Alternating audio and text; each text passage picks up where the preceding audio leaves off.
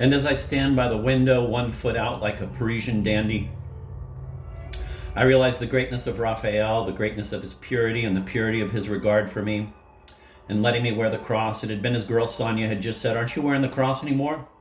And in such a nastified tone of voice as to indicate it was wearing the weary cross living with me. "Don't you comb your hair?" says Raphael to me, and he has no money. I don't believe in money. The man on the bed in the bedroom hardly knows him, and he's moved in, and he's playing his piano. The music master does agree, as I see next day, as Raphael begins to play again to perfection after a slower start than the day before, owing to my perhaps rash mentioning of his musical talent, his musical genius. Then Ehrman comes out of his sick room and strolls up in bathrobe, and as Raphael hits a perfect, pure, melodic note, I look at Ehrman, and he's looking at me, and both of us seem to nod agreement. Then he stands watching Raphael a few minutes. In between those two sonatas, we'd had our bloody pictures taken and had got drunk, all as who would stay sober to have his picture taken and to be called flaming cool poets. Irwin and I'd put Raphael between us at my suggestion, my saying Raphael is the shortest, should be in the middle. And thus, arm in arm, all three, we'd posed for the world of American literature, someone saying as the shutters pop, "What a threesome!" Like talking about one of them $1 million outfields. There I am, the left fielder. Fast, brilliant runner, base runner, bagger of long flies. Some over my shoulder, in fact. I'm a wall crasher like Pete Reiser. And I'm all bruised up, I'm Ty Cobb. I hit and run and steal and flape them bases with sincere fury. They call me the Peach, but I'm crazy. Nobody's ever liked my personality. I'm no Babe Ruth beloved. In center field is Raphael, the fair-haired DeMage, who can play faultless ball without appearing to try or strain. That's Raphael. The right fielder is serious Lou Gehrig, Irwin, who hits long home runs left-handed in the windows of the Harlem River Bronx. Later on, we posed with the greatest catcher of all time, Ben Fagan. Squat-legged old Mickey Cochran is what he is. Hank Gowdy, he don't have no trouble putting on and removing those shin guards and mask between innings.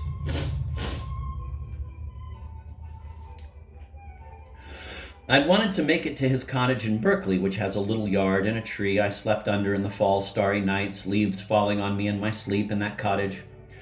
Ben and I had a big wrestling match, which ended up me putting a splinter in my arm and him hurt in the back, two huge thudding rhinos. We'd been wrestling for fun like I'd done last in New York in a loft with Bob Cream, after which we played French movies at a table with berets and dialogue.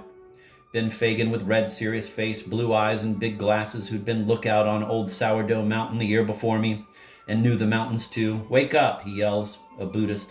"Don't step on the aardvark." The aardvark is an anteater. Buddha say, "Don't bend over backwards." I say to Ben Fagan, "Why is the sun shining through the leaves?" "It's your fault," I say. "What is the meaning of this?" "What is the meaning of this? You meditated that your roof flew off." "It means horse burps in China and cow moos in Japan." He sits and meditates with big broken pants. I had a vision of him sitting in empty space like that, but leaning forward with a big smile. He writes big poems about how he changes into a 32-foot giant made of gold. He is very strange. He is a pillar of strength. The world will be better because of him. The world's got to be better, and it will take effort. I take effort and say, come on, Cody, you've got to like Raphael. And so it's I'll bring Raphael to his house for the weekend. I will buy beers for everybody, even though I'll drink most of it. So I'll buy more till I go broke. It's all in the cards. I don't know what to do, but we're all the same thing. Now I see it. We're all the same thing, and it will all work out okay if we just leave each other alone. Stop hating, stop mistrusting. What's the point? Sad Dyer. Aren't you going to die? Then why assassinate your friend and enemy? We're all friends and enemies. Now stop it. Stop fighting. Wake up. It's all a dream. Look around. You dream. It's not really the golden earth that hurts us when you think it's the golden earth that hurts us. It's only the golden eternity of blissful safety. Bless the little fly. Don't kill anymore. Don't work in slaughterhouses. We can grow greens and invent synthetic factories finally run by atomic energy that will plop out loaves of bread and unbearably delicious chemical chops and butter in cans. Why not? Our clothes will last forever, perfect plastic. We'll have perfect medicine and drugs to carry us through anything short of death. And we'll all agree that death is our reward. Will anybody stand up and agree with me? Then good. All you have to do in my employ is bless and sit down.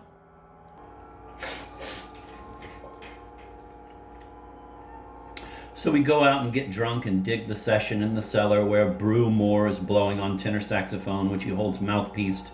In the side of his mouth, his cheek distended in a round ball like Harry James and Dizzy Gillespie. And he plays perfect, pretty harmony to any tune they bring up. He pays little attention to anyone. He drinks his beer. He gets loaded and eye heavy, but he never misses a beat or a note because music is his heart. And in music, he has found that pure message to give to the world. The only trouble is they don't understand. For example, I'm sitting there on the edge of the bandstand, right at Brew's feet, facing the bar, but head down to my beer for modesty, of course, yet I see they don't hear it. There are blondes and brunettes with their men, and they're making eyes at other men and almost fights seethe in the atmosphere. Wars will break out over women's eyes and the harmony will be missed. Brew is blowing right on them, Birth of the Blues down jazzy. And when his turn comes to enter the tune, he comes up with a perfect, beautiful new idea that announces the glory of the future world. The piano belongs that with a chord of understanding, Blonde Bill.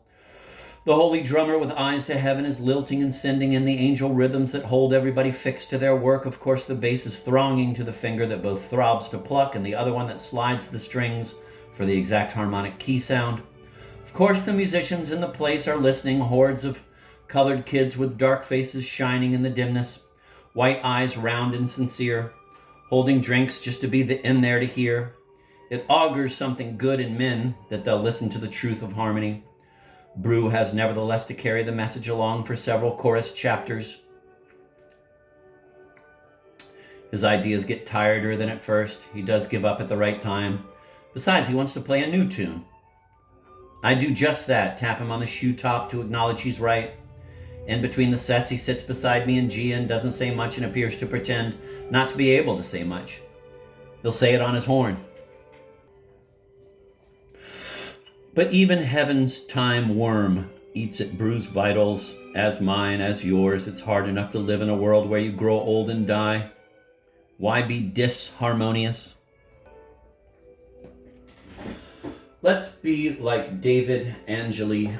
Let's pray on our knees in privacy. Let's say, O thinker of all this, be kind. Let's entreat him or it to be kind in those thoughts.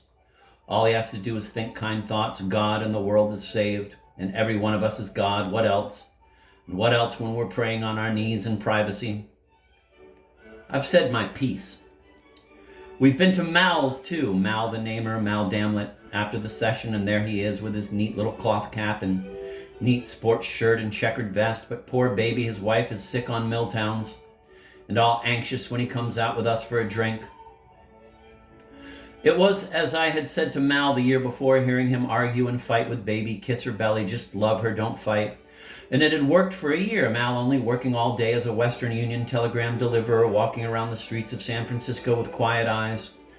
Mal politely walks with me now to where I've got a bottle hidden in a Chinese grocery discarded box, and we toast a bit as of yore.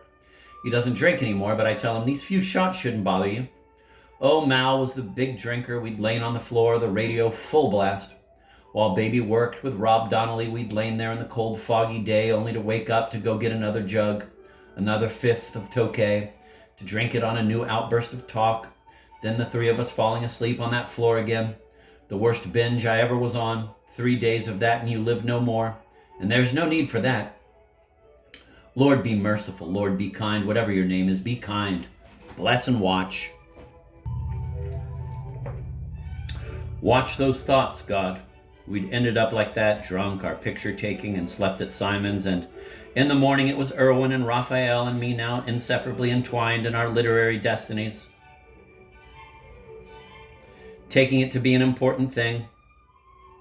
I stood on my head in the bathroom to cure my legs from all the drinking, smoking, and Raphael opens the bathroom window and yells, "Look, he's standing on his head," and everybody runs over to peek, including Lazarus, and I say, "Oh shit."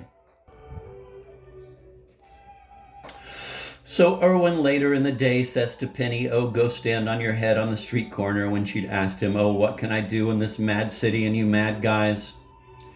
Fair enough answer, but children shouldn't fight because the world is on fire, the eye is on fire, what it sees is on fire, the very seeing of the eye is on fire.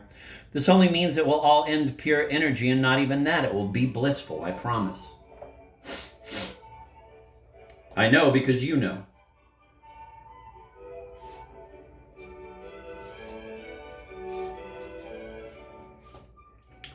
Up to Ehrman's, up that strange hill we'd gone, and Raphael played his second sonata for Erwin, who didn't quite understand, but Erwin has to understand so many things about the heart, the sayings of the heart. He has no time to understand harmony.